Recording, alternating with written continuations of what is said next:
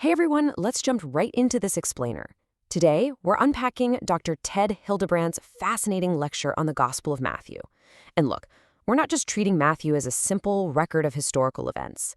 Dr. Hildebrandt reveals that it is actually a beautifully constructed, incredibly dense theological masterpiece, literally weaving together time, prophecy, and the kingdom of heaven. It's like a giant puzzle, and we're going to put the pieces together. To do that, we're mapping out our analysis using these 5 sections. We'll look at hope and the kingdom, the tension of already but not yet, the concept of here and there, how Matthew is fulfilling the past, and finally facing the future. All right, let's kick things off with Section 1, Hope and the Kingdom, specifically focusing on the Jewish expectation. So, the absolutely crucial starting point here is getting inside the mindset of Matthew's original Jewish audience. When John the Baptist showed up declaring the kingdom was near, what did they actually expect?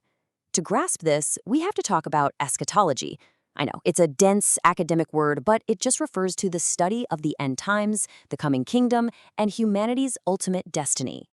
Now, what's really interesting here is that the Jewish people in the first century were absolutely not looking for some abstract, fuzzy spiritual feeling in their hearts. No, they expected very specific, intensely physical realities. They were waiting for a warrior king from the line of David to literally crush the Roman yoke. They expected Israel to definitively possess the Promised Land under the Abrahamic covenant, and they anticipated an era of immediate universal peace across the globe. That brings us straight to Section 2, Already but Not Yet, which introduces our first massive timing paradox. See, the Jewish audience wanted the whole kingdom package immediately. But Jesus, he presented a total paradox. He taught that the kingdom is already here as an eternal present reality. You see it in his real-time miracles and parables, like the wheat and the weeds growing side by side. But at the exact same time, it's not yet. It's a future event, like the final judgment, where the sheep are permanently separated from the goats. So we're basically living right in the middle of this incredible tension. And living in that tension brings up a major controversy today. Critics will often point to Matthew 16:28 and say, hey, Jesus made a false prophecy. Why?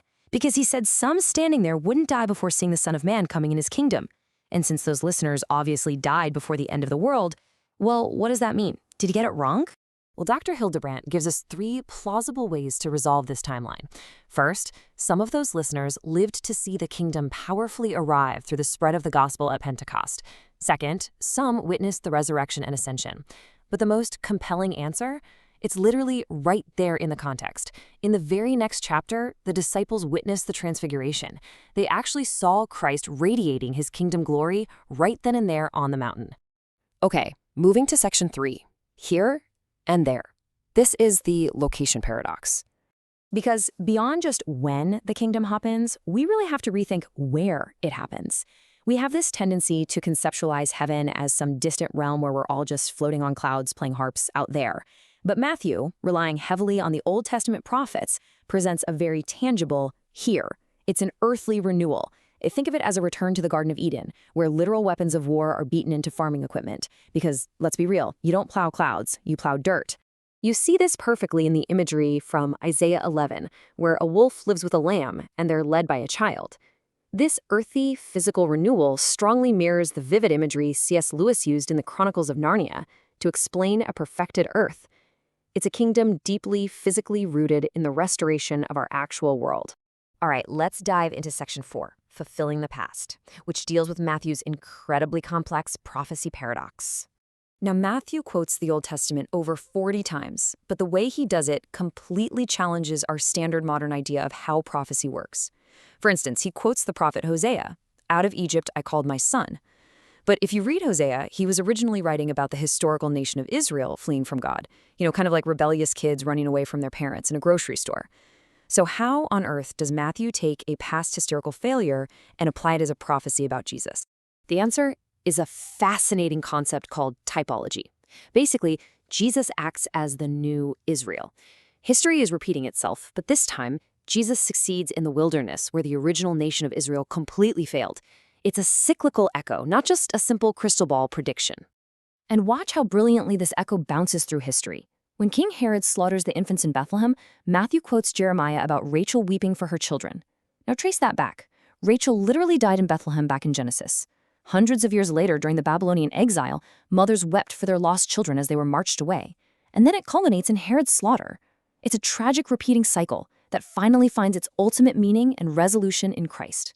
So it's important to understand Matthew's view of time. Yes, sometimes prophecy is a direct crystal ball prediction, like when Micah names Bethlehem as the Messiah's exact birthplace 700 years in advance. But other times, it's this profound cyclical echo. Think of Jesus on the cross quoting King David's exact lament from Psalm 22. David felt that agony 1,000 years earlier. Jesus fulfills it in real time on the cross. That brings us to our final stop, Section 5, Facing the Future and the Ultimate End Times Paradox. Before the end actually comes, Jesus establishes something entirely new, the ecclesia. What's amazing is that Matthew is literally the only gospel writer to use this specific Greek term. It means the called out ones, and it describes the church, this grand new community separated from the world, specifically designed to endure the intense trials that are coming. And Jesus pulls no punches, warning this ecclesia about future events in the Olivet Discourse. Now, Dr. Hildebrandt makes it clear that people interpret these signs through a lot of different, sometimes neutral lenses today. For example, some see the gospel preached to the whole world as being fulfilled right now by global groups like the Wycliffe Bible translators. On the flip side, concepts like the abomination of desolation or being left behind have fueled massive cultural movements. I mean, just look at the wildly popular Left Behind fiction series. But Jesus wasn't just speaking in vague, easily manipulated spiritual metaphors. His prophecies carried shocking historical accuracy. He predicted the absolute destruction of the Jewish temple exactly 38 years before it happened. In 70 AD, Roman General Titus completely leveled the temple, pushing massive 8-foot boulders down a 70-foot drop. Those stones hit with such force they permanently punctured the Roman roads below, literally fulfilling Jesus' words that not one stone would be left on another. And you can still go there and see those smashed roads today. It's incredible. To wrap up this explainer, I want to leave you with this definitive quote from Jesus that completely demystifies our human obsession with timelines. He says, "Nobody knows the day or hour." Think about that. If even Jesus, in his human nature, restricted his own knowledge of the exact hour, shouldn't we probably stop trying to predict the unpredictable? The great paradox of Matthew's theology is that the kingdom is definitely here right now, and yet it is still to come. Our job isn't to crack some hidden mathematical code about the end of the world. Our job is to faithfully live as the ecclesia today.